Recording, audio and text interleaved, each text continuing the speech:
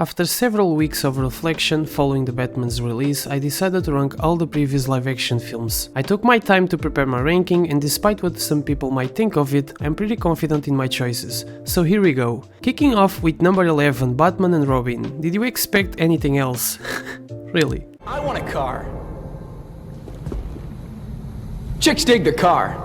This absurdity fuel is so bad that it becomes a masterpiece. It's not only George Clooney, it's everyone that seemed to be in a satire within Batman's universe. And I truly believe that this isn't an issue with miscasting at all. The writing isn't in favor of any person involved. Everything is so over the top and it just goes downhill in a matter of minutes. They saw the fanbase that Batman Forever created at the time and decided to double up the aggressiveness of its campy tone, but they doubled the nipples and ass shots as well, which are an indicator of what you're about to experience once you start watching this film. Now in number 10, its predecessor Batman Forever, which is substantially a better movie, but purposefully flawed in many aspects. And I say purposefully because it's clear that Schumacher wanted to create something similar to the 60s version, and bring a lot of their aesthetics and set pieces to the surface, that he was willing to keep its personality, which to be fair, felt consistent from beginning to end, but still off-putting at times. Tommy Lee Jones as Two-Face feels like a Joker with caffeine addiction, and Jim Carrey's Riddler is the caffeine. But I still love them. They come across as much silly and crazy as they can get, and I can see its intent. This film also has lots of badass scenes, especially involving the action that surprised me upon rewatch, and I really appreciate the built-in sets and practical stuff. And talking about badass, I always loved this delivery. You see, I'm both Bruce Wayne and Batman. Not because I have to be. Now, because I choose to be.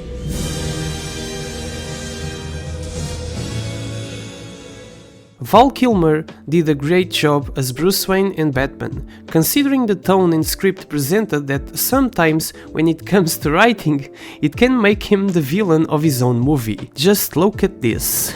Can I persuade you to take a sandwich with you, sir? I'll get drive-through. You trying to get under my cape, Doctor? A girl can't live by psychoses alone. It's the car, right? Chicks love the car. Oh, and there are also butt shots. Jesus. Batman. This is a Batman movie. And guess what? It gets worse. Way worse than that. Diving into number 9, the 60s Batman movie. This is the one related to the TV show, also from that time, and most of the aesthetics that were brought to the previously mentioned films work because it's always self-aware of what it is, being focused on goofiness and comedy, and it's just a joyful afternoon flick that still maintains a lot of the classic comic book traits that for a family watch is just a great time spent. In number 8 we have Zack Snyder's Justice League. Here we only have a glimpse of Ben Affleck's potential as Batman, which we see in full in BVS. That's why I'm including this one on this list. What I love about him here is the commitment of bringing everyone together and feeling guilt due to how we perceived Superman at first. As an older Bruce Wayne, the stakes feel much higher regarding what he's able to do next to help these powerful people to assemble. It's everything I wanted out of a Justice League movie, with Batman earning his place, instead of the Frankenstein cut version that we had before it. 7th place goes to Batman Returns. Tim Burton's end on the Batman story is just the perfect cup of tea, giving Gotham this gothic tone that we all adore with beautiful shots that actually age well. Michael Keaton is still good in the role. And I like Michelle Pfeiffer as Catwoman a lot, but the star of the show is Danny DeVito as Penguin. He's so funny, and the way they use penguins in this movie, letting them walk into the city, it's so cool. I just love how theatrical everything is, especially with Danny Elfman's score. Batman Begins is in 6th place. Ooh. And I can already tell that someone will be closing this video and being angry at me just spamming all the flaws they might find here. Look, I like Batman Begins, but as a Batman fan, I do have my personal preferences. Everything in it regarding Bruce Wayne before becoming Batman is blissful to me. The build-up to become his alter ego is interesting and exciting. When it comes to some quick-cut fight scenes and editing, it just annoys me, especially upon rewatch. Not all of it. You can see there is some good choreography, but it's shot horribly. Which is a shame because, as for cinematography, everything seems so crisp, taking aside the few CGI pieces. That That doesn't ruin much of the experience, and still today I feel this is an incredible Batman story. Coming out in 5th place, we have the first Batman movie by Tim Burton.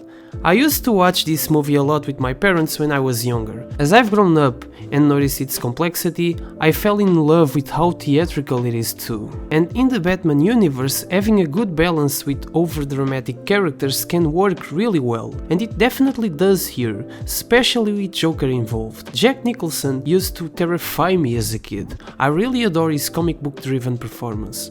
4th place goes to Batman vs Superman, and this is it. I'm being murdered today. Now look, people complain about this movie like it's an atrocity, and having rewatched the Ultimate Edition, I get really confused if either people hate the writing or they just get mad at different versions of characters and events. Yes, I do agree that it tries a lot of things at the same time. It begins with Superman being questioned by the whole world, Batman wants to fight him, and suddenly we have a lazy introduction to future Justice League members. It also has Doomsday and Lex Luthor on ecstasy. Whoa, okay, I get it, but within this mess there are so many elements that just work for me. One being the odd fact that Batman here seems to never care about killing or not. This leaves me wondering about his past. We see Bruce Wayne in rage about Robin's death, the torment of memories. So many villains he already fought, and things seem to never change, turning this story into a what if the Joker actually won, leading Batman to finally kill. This would have been the result, someone whose moral codes are broken, and now he doesn't care at all. I'd say this isn't seamlessly carried all the way until the end of the movie, but still hits me, and Ben Affleck is just perfect as the older Bruce. And this universe makes me want a Batman movie out of it. The fight scenes are incredible, the storage sequence is just thrilling, and throughout the battle between Batman and Superman, the film turns into a spectacle. Yes, some CGI is not perfect, but the fight is just exciting and brutal. When it comes to how the fight ends and when Martha's name pops up, it's admissible. If you have trauma, it's easy that something in a visceral moment triggers either empathy or rage. So I can see why Batman decides to help Superman once he realizes the mess he did, and that's the moment where I feel should have been executed with more precision. Still, this movie brings a concept to Batman that could have been perfect with more attention to detail. As for my top 3, I'll be giving my reasons why I put the Batman in first place, and not any of the Nolan films, despite the popular opinion. So I rewatched Batman Begins, and although I love it, there's always something that is missing for me. It could be the fight scenes. I rewatched The Dark Knight, and I realized that even if Bale is phenomenal as both Bruce and Batman, I find myself mainly going there to see Heath Ledger as Joker. I go to Dark Knight Rises, and I feel like rewatching all the Bane scenes, the climbing sequence or the final battle. In The Batman, every single aspect feels unique to me.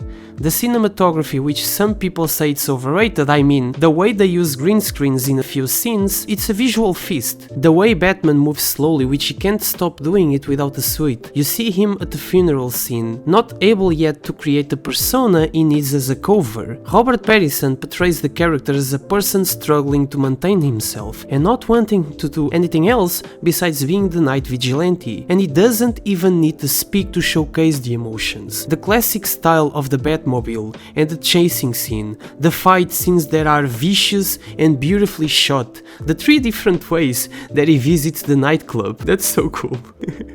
The comic references, the realization of Batman regarding different meanings to his symbol, Giacchino's score that is so transportive and elevates so much of what the character is. Everything in this mesmerizing film makes me want to rewatch it over and over again, and without a doubt, after so many weeks of insecurity, I publicly say, The Batman is my favorite live-action Batman movie. So, what do you think? Let me know your thoughts on the comments, and remember, this is only my opinion, and if you don't agree with me, it's totally fine. Just don't act like yours is superior and that you have some sort of ownership on what people should think. Also, if you found my channel and you enjoy what I do here, consider subscribing, and I'll see you in the next video. See ya.